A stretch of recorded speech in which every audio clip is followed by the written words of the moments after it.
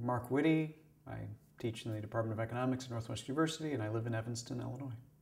I don't think it's a big issue. It's a lucrative sideline for people who don't respect the law.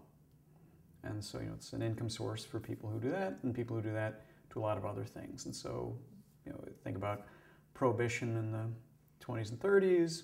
It was a great moneymaker for criminals. And it also gets people connected with criminal networks. I mean, if I wanted to buy, crack or heroin or something, I wouldn't know where to go.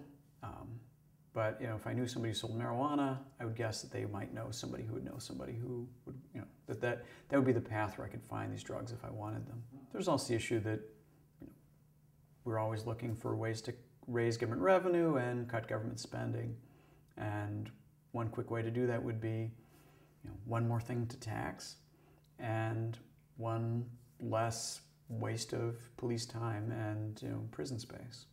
Milton Friedman was always a big fan of letting adults be adults, letting adults think for themselves, and you could have rules about what young people are allowed to do, but we let adults make a lot of hard choices, and that's the gain from being an adult. You have a lot of perfectly reasonable adults who know the upsides and the downsides, and they would want to be in the production side or the enjoyment side.